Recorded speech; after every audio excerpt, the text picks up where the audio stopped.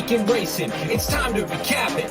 And who better to do it than Michael and Magic? Two bros/pros who cover the highs and lows of racing around the globe on every one of their shows. Real fans look forward to these guys and their last stunts, cause they know they're not talking out of their royal ascot. What they say makes sense. So ladies and gents, sit back and relax as Blinkers Off presents The Magic Mike Show, where you hear the experts speak. The Magic Mike Show. Tune into the show every week. The Magic Mike Show. You can trust the show is the bomb because it's being brought to you by RacingDudes.com. What's up, everybody? I'm Magic. Mike's on vacation, swinging a golf ball around all over the place in upstate New York. Welcome to the Magic Mike Show, episode 297. I am very happy to have on special guest, Mr. Andrew Champagne. Andrew, how are you doing today, buddy? I'm doing great, thanks. Really happy to be here. Happy to pinch hit for somebody that's enjoying some of the finer things in life. Up in one of my favorite places, which, as you can see right back here, of course, upstate New York and Saratoga. That's where I was born and bred and where my heart is for 8 weeks every summer. So always happy to be here. Always happy to have an excuse to talk horses at Saratoga. So really excited and really looking forward to this one, man. Thanks for having me. Of course. Andrew is a co-host of the Champagne and J.D. podcast, another great horse racing podcast you should check out. They have a YouTube channel you can follow. Just like with the Racing Dudes, you can watch or listen to every episode they post. I was lucky enough to be on a few weeks ago. Actually, no, it's been longer than that. It was the Belmont Stakes. Yeah. So that was what? That was early June. I think JD's top pick, Francisco Deina, is still rounding the far turn. We'll have to check on that one later. Yeah, I'm happy that Francisco Deina is now far, far away, so JD doesn't feel compelled to make a case for that one every time he runs in the United States. Love you, buddy. JD, by the way, I'm waiting very patiently for my good Godolphin hat that you promised me because Essential Quality won the Belmont. Andrew been in horse racing a long time. If you followed him on Twitter, he is at Andrew Champagne. It's his name. It's pretty easy, just kind of like mine. If you follow Andrew, you know he's all over the place. It seems like he's got content constantly coming out, and he's got his own website with picks and everything. But in case you don't know who Andrew is, I'll turn it over to you, Andrew. Let the folks at home know your background, how you got into horse racing, and then tell us about some of your favorite handicapping angles. Sure. So I was born and raised in upstate New York, as I've mentioned, in Kingston, which is about equidistant between New York City and Saratoga, actually. And yes, JD, we love you very, very much. Hi, buddy. How's it going? But yeah, I've been going to Saratoga for as long as I could walk. I've been saying a lot lately. The soundtrack to my summers was Tom Durkin on the PA system and Harvey Pack on Thoroughbred Action, the dearly departed Harvey Pack, who we unfortunately lost a couple of weeks ago after a long, full life of educating people about this great game. But I wound up after college at Ithaca, go Bombers. I worked at the Siena College athletic department for a couple of years, but got back into the sports writing side of things when I got hired at the Saratogian. And the Saratogian, of course, puts out the pink sheet, as they have for a very, very, very long time. Was able to do a lot of cool things with them as a full-timer for a year and a half. Wound up moving west to California in late 2013. My gosh, in a couple of months, I'll have been out here 8 years. I'm old, man. But after moving west, I've worked for HRTV, I worked for TVG, I worked for the Daily Racing Forum, still do a ton, and I mean a ton, of freelance work. By my count, I'm writing at least 10,000 words a week for the various outlets that I work for. And a lot of it is just because I love the game. And I feel as though if you're an ambassador for this game, you have a responsibility to convey that enthusiasm and the things you know to people who want to learn more about it. And that ultimately, to me, and people are going to say this is nonsense, but it's the truth, that's more rewarding for me than cashing a ticket, because we all have a duty to grow this game, whether we want to admit it or not. And that's why a lot of what I do caters on the fan education side of things, the ability to look in a program and say, okay, if you haven't seen this before, here's what this means, and here's why you need to pay attention. That's one of the things that I hold near and dear to my heart. It's why I write the way that I write, in a way that hopefully everybody from beginning handicappers to people that have been around the game for a while are able to understand. And one of the big angles that you mentioned to me, Magic, was one of the big things I like is when a horse comes up from Belmont to Saratoga, specifically a turf horse. Belmont's configuration is really weird. You don't see a lot of two-turn turf races at Belmont Park unless they're going at least 1.25 miles.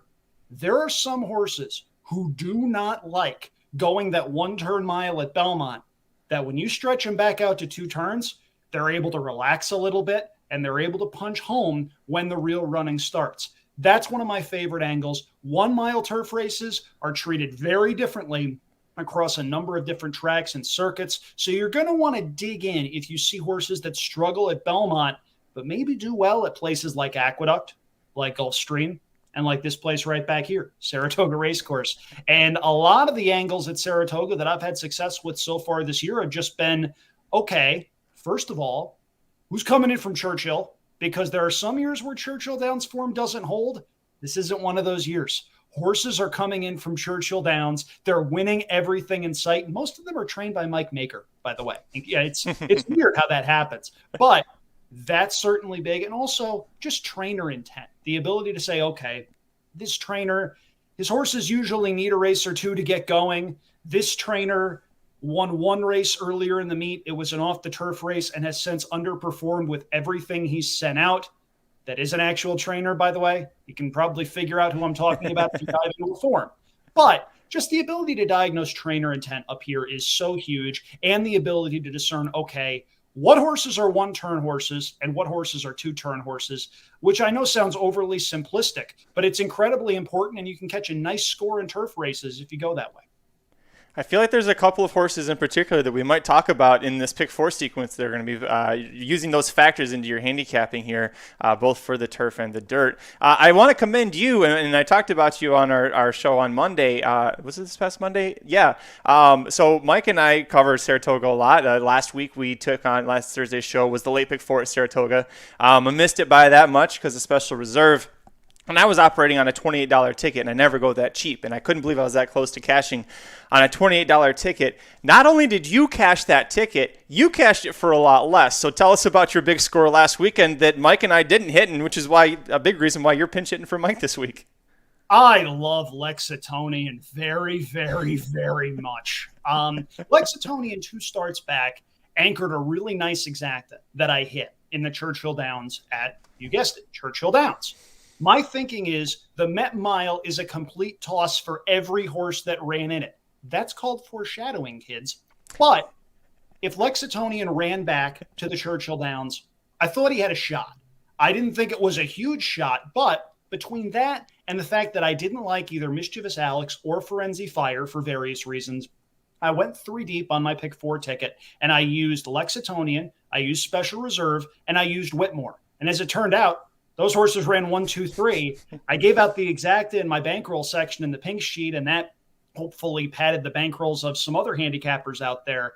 But I singled Essential Quality as I thought everyone was going to. I caught Cross Border at 7-1 in the Bowling Green. I don't know how we got 7-1 on him, by the way. That felt like a steal. Yeah, that was a 2x4 horse for me. A friend of mine, Tom Amello, coined this term in that if you look at the form, there's a horse you see that maybe it doesn't time out quite as well, or maybe the figures just aren't quite there. But if that horse wins, you're going to want to hit yourself in the head with a 2x4 wooden plank. You use the horse. And as a result, I did almost single channel maker. I didn't. I used Cross Border, and Cross Border won at 7-1. I didn't like the favorite in the last race of the day. I went 4 deep there using horses 1, 3, 5, and 7. The 5 gets booted out to the front. The 10 looks loaded, turning for home. Somehow, the 5 switches leads 3 or 4 different times and gets to the wire about yay much in front. And that sound you heard as they crossed the wire emanating from Northern California was me, because that was a $12 ticket that I played that I wound up cashing for $1,181.25. Magic, I have no idea how it paid that much, because Essential Quality should have been everybody's single. And when you have a horse like that was either 1-5 or 2-5, whatever, you don't expect a pick 4 to pay that much. And I was expecting $600-700 maybe if I got lucky. And then I saw the will pays for the last race and went, oh boy. And then So I went, boy, again. So let me ask you this. When you get to that case, just so our listeners can understand further your handicapping style, you've got 4 horses you're alive to, and I want to say it was, a 10-12 horse field. So It was big, yeah. So let's say that's 12. So you're alive to 1/3 of the field, which means you're uncovered in the other 2/3. Are you the kind of person who ever hedges your bets, or are you just like, it's $12, I'm with house money at this point? What do you do in that situation? It depends on the opinion I have and how I've structured the ticket. In this particular instance, I was going against the favorite because I thought the favorite was going to be an underlay, and I just didn't like the other horses in the race. If it's a case where you're making a calculated decision to where you're, say, live to some ridiculous amount of money with one or two horses, and a couple of horses that seem plausible aren't necessarily on your ticket, that's when I entertain the idea of a hedge. But in this particular instance, no. I wanted to maximize the value that I had on my ticket by going against the favorite, both in the first leg and in the last leg. And if I had hedged there, it would have defeated the purpose. So it's a situation-specific thing. I hate the terms always and never when you're handicapping a horse race. Those should not have a place in your vocabulary. But in that particular instance, it just didn't fit. I feel like always and never is something that gets said a lot on this show between Mike and I. And thanks for explaining. If you're new to the show, here's how the things work. We have a best thing that we talk about. By the way, good to see Vinny and Nick Feldman both in the chat. They're excited to have you on here as well. And Andrew, since you're the guest, I'll turn it over to you first. What is the best thing that you saw this week? This one's easy. I'm an upstate New York guy. Every summer, my dad and I would go to Lake George, New York, which is about a half hour north of Saratoga, and we'd spend a couple of days up there. They had an amusement park that is now a Six Flags up there. They also had, and I kid you not on this, you're going to laugh if you're not familiar, 4 or 5 championship level miniature golf courses. One of the oldest ones is around the United States and around the world. That has won national awards. I'm not making this up. Well, a couple of weeks ago on their show on the Naira Network, Andy Serling and Anthony Stabile started talking about, hey, let's do a miniature golf match, because it's just this random and off-the-wall thing. One thing leads to another. They go to Goonie Golf in Lake George, New York, and with the backing of a couple incredibly generous people, Kirk Wyckoff from Three Diamonds Farm was one of them. Louis Lazanero, who's a restaurant mogul up in upstate New York, was another. They raised more than $100,000 for local charities that do a lot of great work in the thoroughbred horse racing industry. My hat is off to them. That is a wonderful thing that they did. And I doubt he's watching because he's probably on television, but I've got a message for Andy Serling. If you keep doing this stuff, people are going to realize you're actually a really good dude. Be conscious of your image, man. I saw the thing about the charity. I didn't read the email yet, but I saw that come through. It's pretty cool that they're doing that. Yeah, we'll see if it ever ends up rehabbing his image. Time will tell. Best thing that I saw, Stetson, one of our longtime original followers of the Magic Mike Show, tweeted yesterday that there was this picture of 3 actors from way back, this is probably back in the 40s or 50s, at Santa Anita Park. And he was like, oh, tell me this one doesn't look like magic. It's not just that he said, does this person look like magic? And I took that as a compliment. He said that about Jimmy Stewart, who is my favorite actor ever. And so he said that, and I looked at this, and I was like, I'm very clearly biased because it's my favorite actor of all time. But I looked at that, and I was like, that doesn't not look like me. I mean, his pants are high. I like to carry mine a little higher. I prefer just below the nipple line. But other than that, he's got the really heavy wool jacket on, and it looks like it's probably middle of June, so blazing hot. So I'm sure he's soaking sweat under there. But yeah, I thought that was pretty nice of him to say that. A sensible person would probably say, no, it looks nothing like you, but I took that as a compliment. I love those photos, man. It seems like a time warp when you go to the racetrack and you see those things. I'm a sucker for old school stuff. I think old school stuff is really cool, and that's awesome. That's a really cool thing to say for sure. There are worse people to be compared to than Jimmy Stewart. Oh, yeah. I love him. I would do my Jimmy Stewart impression, but it's terrible. So instead, we'll get right into this show. We're looking at the late pick 4 sequence at Saratoga on Saturday, August 7th, highlighted by the Grade 1 $1 million Whitney Stakes. Let's get into it, Andrew. Riders up.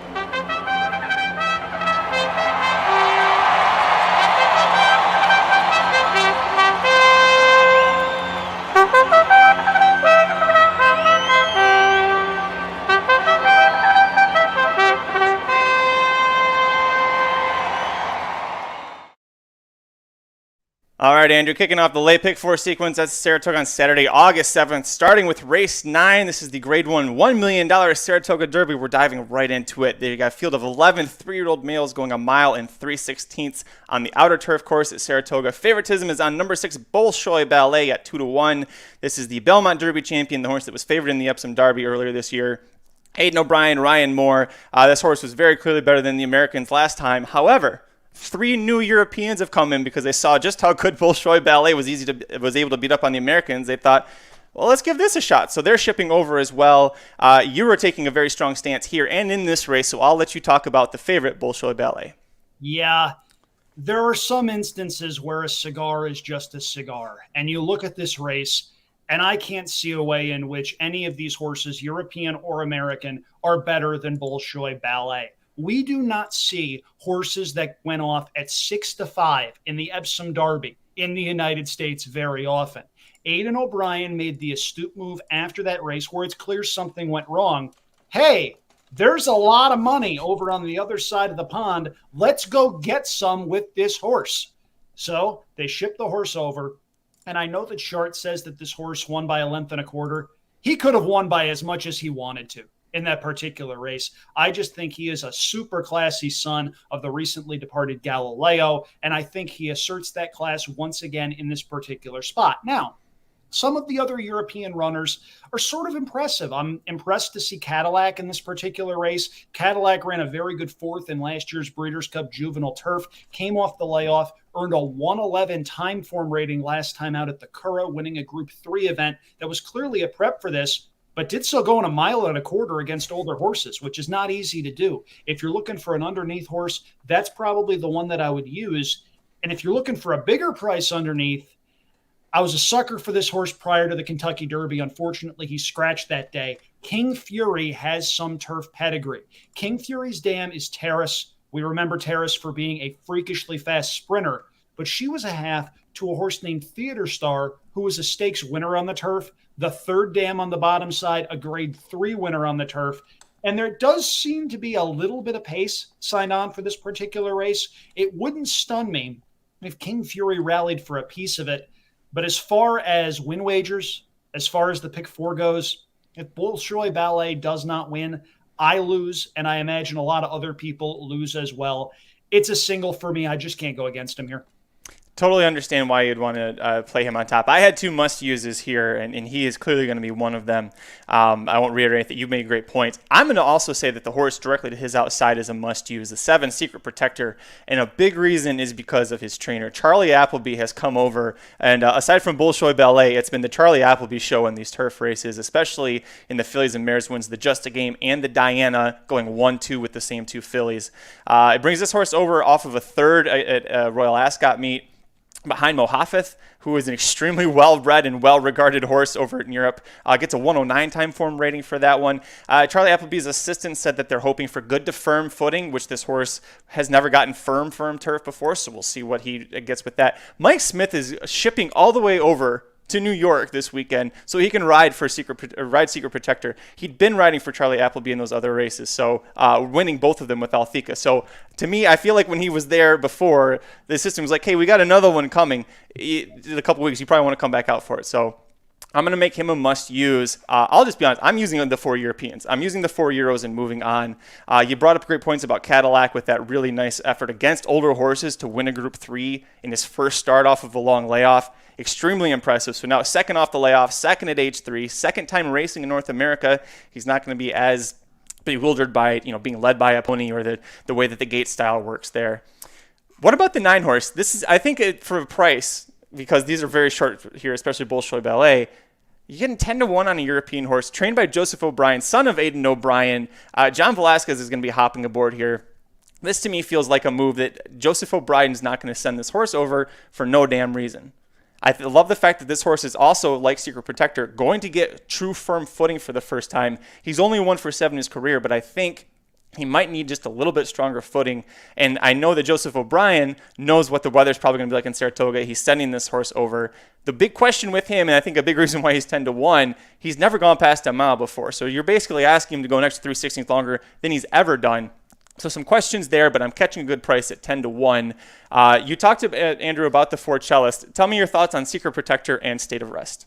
Sure. So I'm a big Charlie Appleby fan. He actually sends out a horse on Friday in the Troy that I like a lot. Liked him enough to make him a DRF bet spot play, and that video's up on that channel should you want to take a look.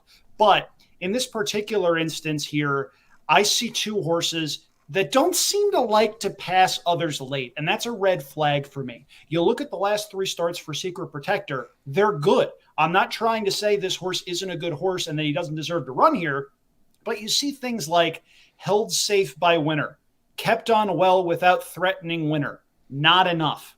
If you're going to use the horse underneath, I understand it. But to me, that's a red flag. Secret Protector to an extent, and also with State of Rest, who won first time out and then seemed to develop into a pack animal a little bit. And that's another red flag for me as well. I don't like betting horses that can't get the job done with perfect trips. And it sure seems like State of Rest has gotten that a couple of times. Between that and the fact that he's trying a mile and 3/16 after going 7 furlongs, a mile, what have you, it's not like the breeding says he can't get that kind of distance.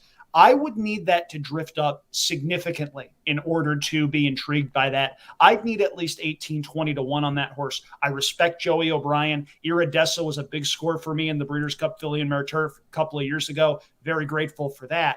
But I just prefer others in this particular spot.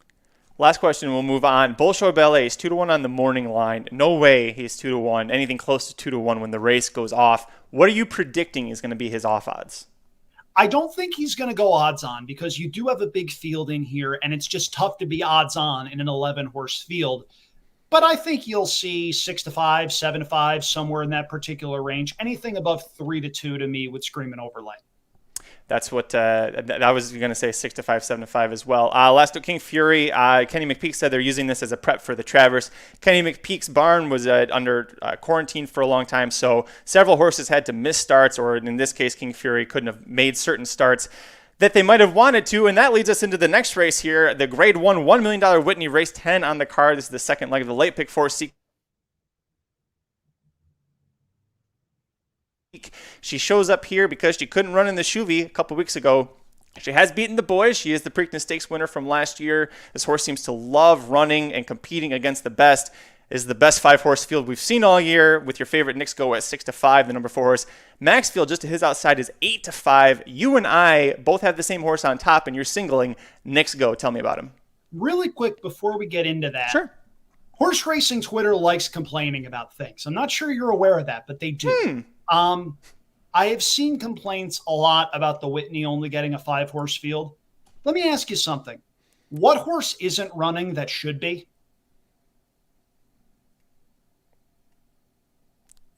Say that again? Sorry, you cut out on me.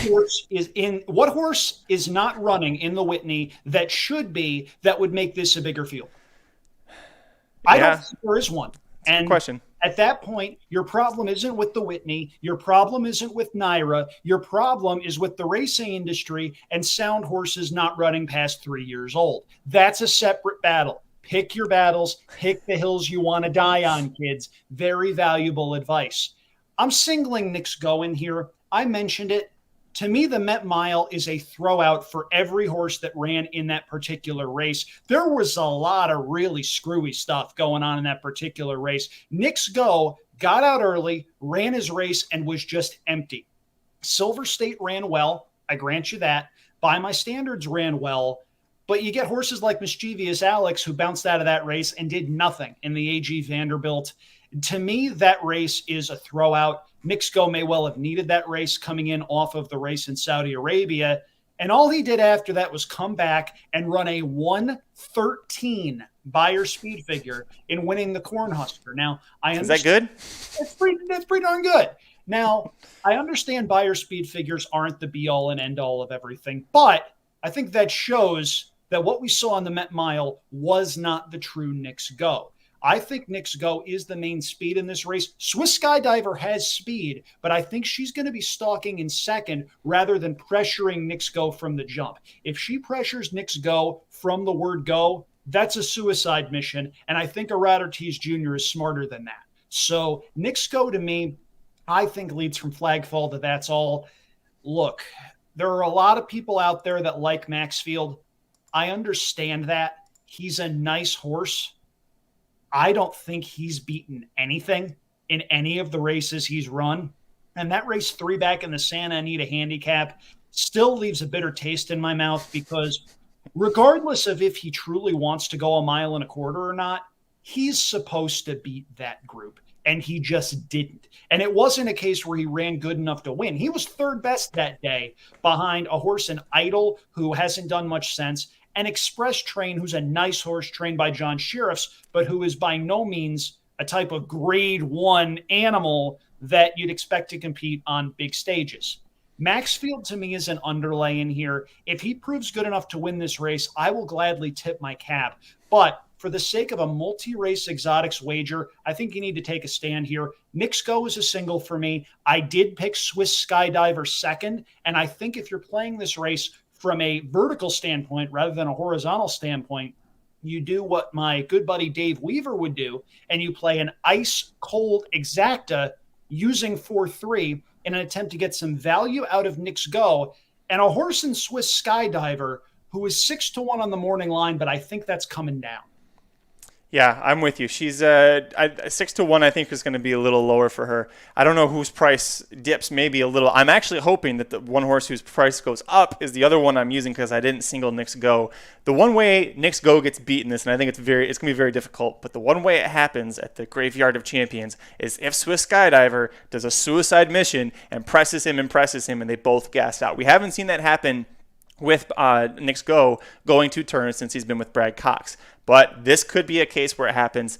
If it does, the horse that I think is actually going to get the best trip and can capitalize on that is the 2 Silver State. I think that Ricardo Santana Jr. is going to save a lot of ground with this horse right behind whoever ends up leading, if that's Knicks Go. And that if that horse falters, that rail's going to open up and he's going to be able to squeeze through. Whereas Maxfield, I think the instructions are going to be keep him wide, keep him clear, because he has that really strong kick when he's turning. But I think that loss of ground might be what ends up doing them in. If Knicks Go fades off the front, I think it's very hard to imagine that happening. But Silver State also, by the way, red hot, 6 straight wins, and he's been progressing up the ladder steadily. This is by far the toughest test of his career, as it is for Maxfield. But I feel, for one, I'm getting a much better price than Silver State. 2, I'm getting a horse that I think is going to trip out a little bit better than Maxfield here. So this is a very tough field, though. If at one point, and my notes, I really wanted to hit the all button here and go shorter in the last leg. But this is a tough one here. So it's going to be crazy. Would you be really surprised? I know we're not playing all of them, but would you be surprised if any of these 5 horses actually did win the Whitney? I'd be a little surprised if By My Standards won, but I would not be surprised if he ran second or third. That's a nice horse that ran second in this particular race last year. And we see Nick with a comment there talking about how if Gabriel Saez can give him another good trip, he'll be right there. He may well run second or third, and he's got the ability to do that. But I'm just looking at the numbers, and I'm looking at the stuff that Knicks Go has been able to run when he's right. If Knicks Go is right, I think the race is for second. I respect all of these runners in here. Silver State, I don't want to seem like I'm overly knocking because it's not easy to win 6 races in a row, including the Met Mile and the Oaklawn Handicap. But a lot of those better efforts were going 7 furlongs to a mile. He did win going a mile and an eighth at Oaklawn, but he didn't beat a ton that day. Fearless ran second. Express Train ran third. That's not a grade 1 caliber field. Despite the fact that this is a very short field, it is a grade 1 caliber field that does the grade 1 Whitney plenty of justice. And I think Knicks Go has the potential to put on a show if he's able to get comfortable on the front end. And he doesn't have to go slow in order to get comfortable. He can go 23, 46, 109 and change. And if that happens, I'm just not sure anybody's going to come and get him. It's going to be really tough. Let's move on to the third leg because it's a little similar to this race in that it's a dirt route going a mile and an eighth. Race 11 is the third leg of the late pick 4 sequence at Saratoga on Saturday, August 7th. This is a field of 9 males, 3 and up, going a mile and an eighth, as I said.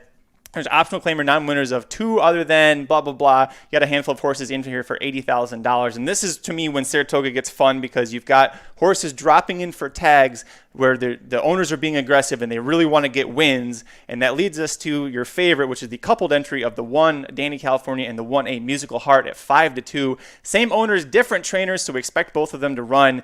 I'm going to be up front. This is my single. I know you didn't single in this spot. I did because I think Musical Heart has a chance to go gate to wire.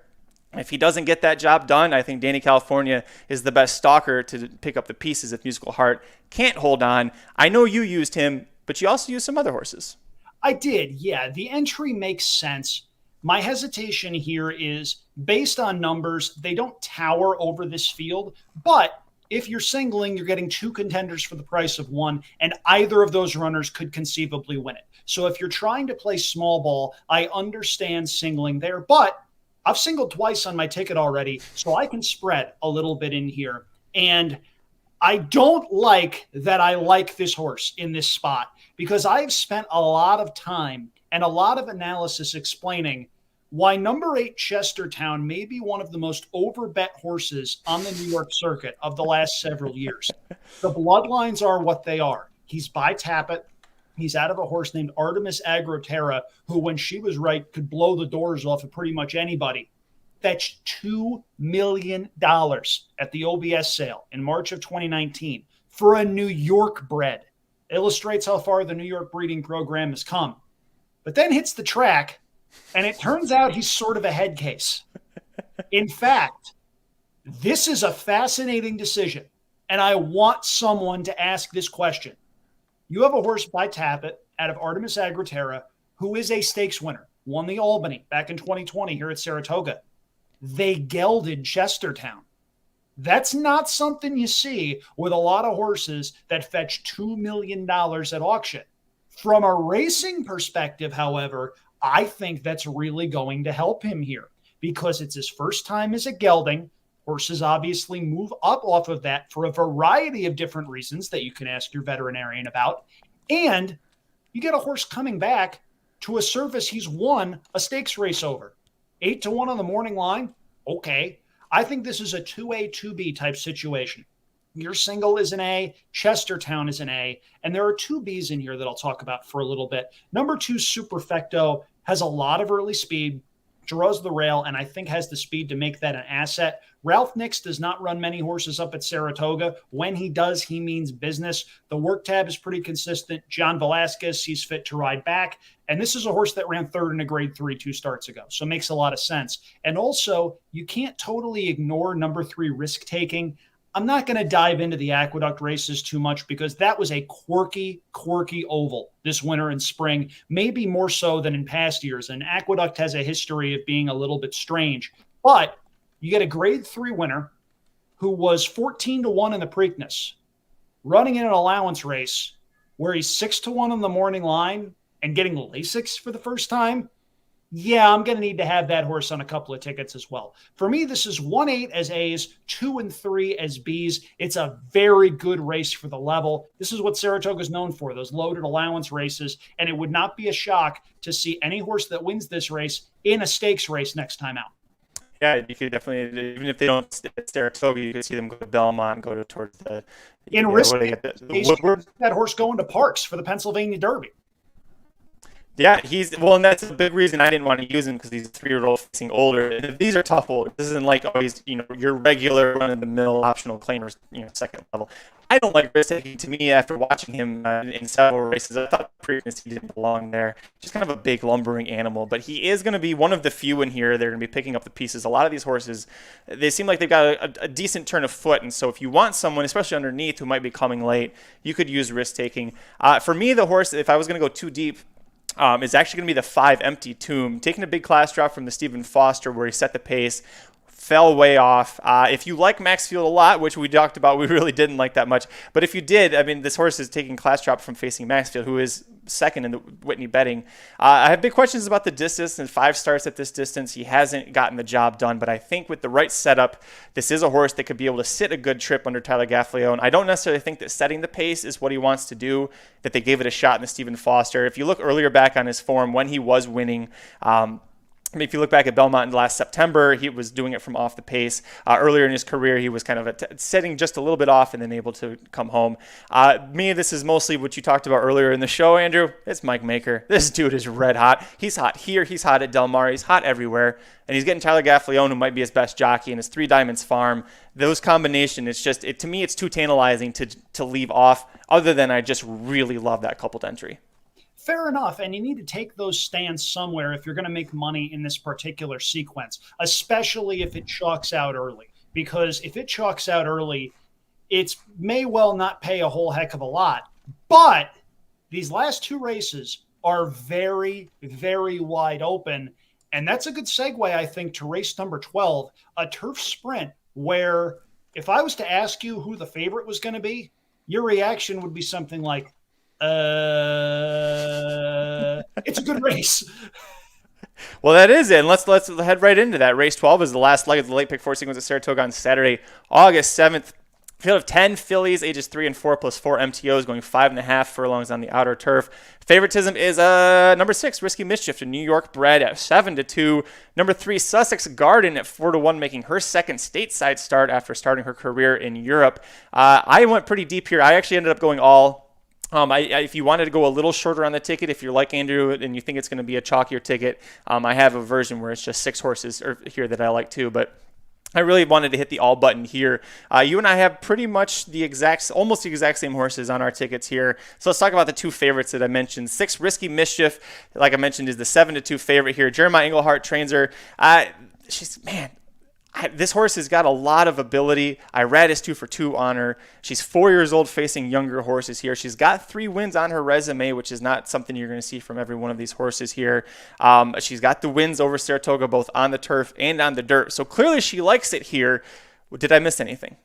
Well, the reason I'm not sold on Risky Mischief, and I used this horse, hasn't run since late November, and is a New York bred against Open Company when you had to think there was a New York bred race somewhere else in the condition book. It's curious that she shows up here. Maybe this is a prep. If she's ready, though, she can certainly win. She ran a very nice race at this route of ground last summer in her turf debut. I actually really liked her that day, and she wound up coming home clear by a half length at odds of 7-2. You remember those types of things when you're in this business. But Risky Mischief, to me, my second selection. Sussex Garden, another horse that I'm using, goes second off the layoff for Arnaud Delacour, adds blinkers, cuts back in distance, and was second in a Group 3 as a 2-year-old over in Ireland. So there's some back class involved here. Wouldn't be stunned if that horse wound up winning.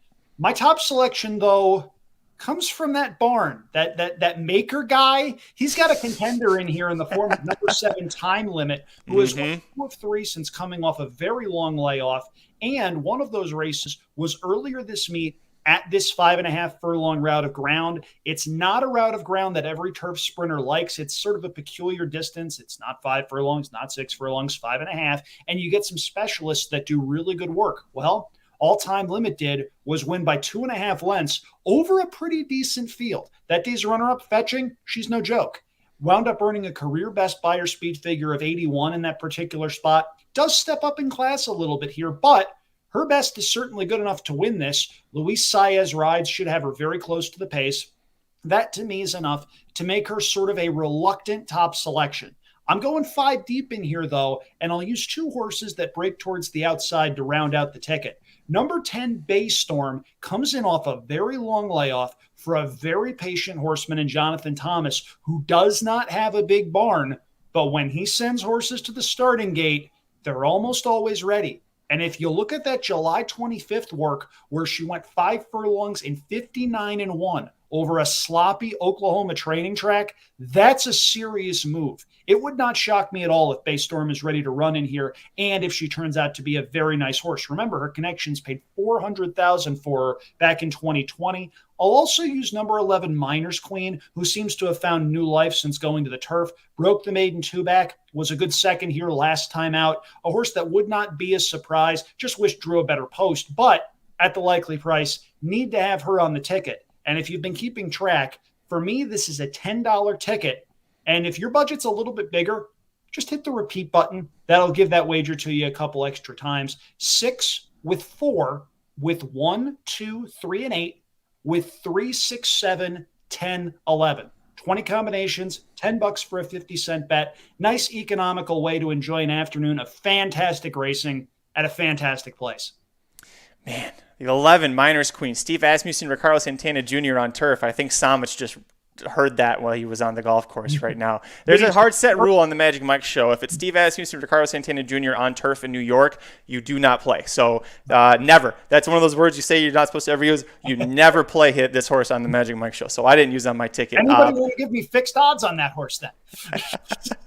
I did use the 10, Baystorm. You talked about Jonathan Thomas being ready off the layoff. 23% with an almost $3 ROI with a long layoff. He's also 32% on the year. If I didn't know Jonathan Thomas better, I'd look at that with a suspicious eye, but it is Jonathan Thomas. He's a very outstanding guy.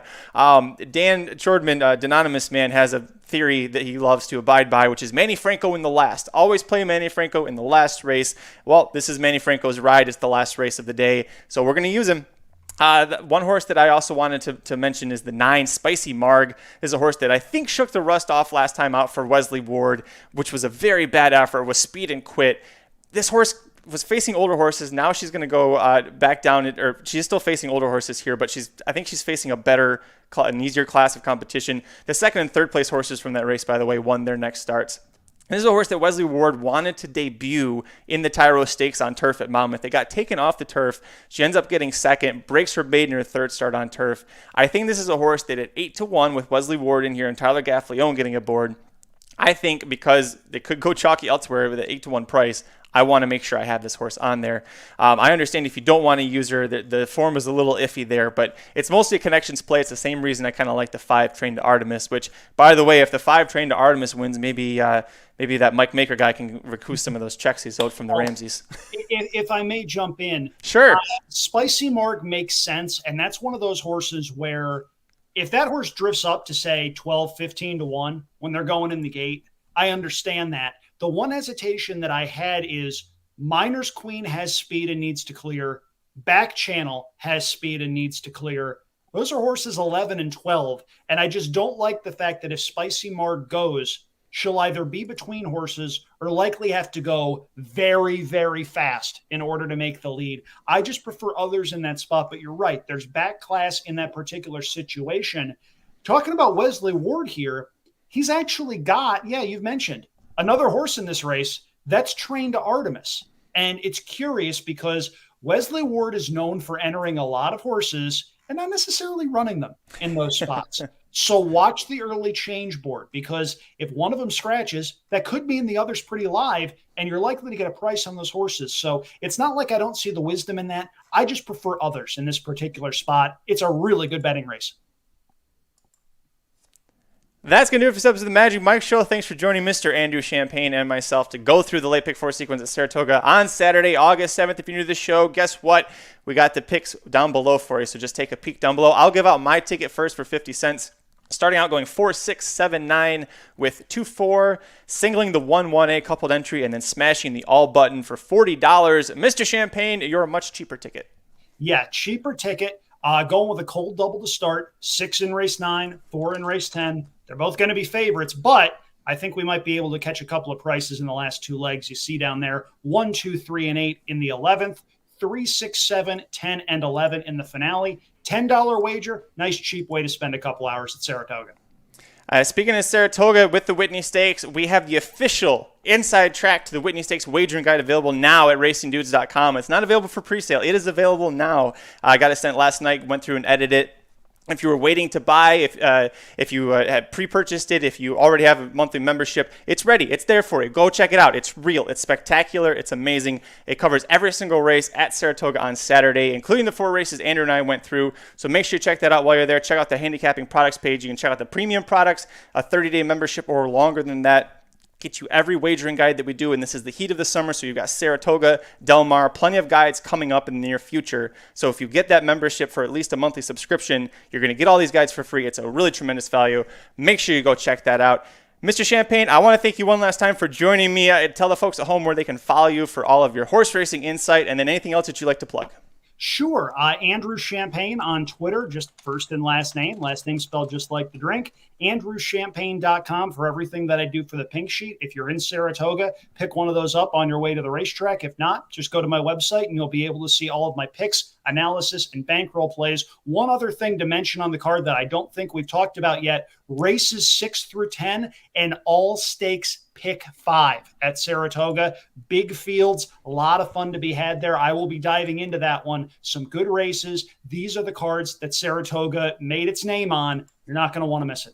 It's fantastic. I mean, it was originally, so I wasn't complaining because of the 5 horses in the Whitney. I was complaining because I wanted an all stakes pick 4 because it's easier. I follow the stakes horses more than I do the allowance one, so it's easier for me. But after going through and handicapping, I was like, okay, now I see why the lure was way back there. I see why this is here. And then like it took me a long time to realize that all 5 stakes in a row were their own pick 5. So it is a really wonderful, wonderful little sequence there. Yeah, mandatory payout too. So if for some reason it goes 4 or 5, do not throw your tickets away, or don't throw your phone before you see any payouts. Make sure you follow us on Twitter. He is at Andrew Champagne, as you said. I am at Curtis Kellerwood, Corporate Overlords, at Racing_Dudes. Mr. Samich on the golf course is at Samobomb 18, number 1, number 8. We'll be back on Monday. Mike and I will be to talk about what happened and hopefully praise ourselves, Andrew and I, for getting a nice winning ticket out. Until next time, I'm Magic. Andrew Champagne. We'll see you on Monday. Good luck this weekend. Take it easy. The Magic Mike Show, where you hear the experts speak. The Magic Mike Show. Tune into the show every week. The Magic Mike Show. You can trust the show is the bomb because it's being brought to you by RacingDudes.com.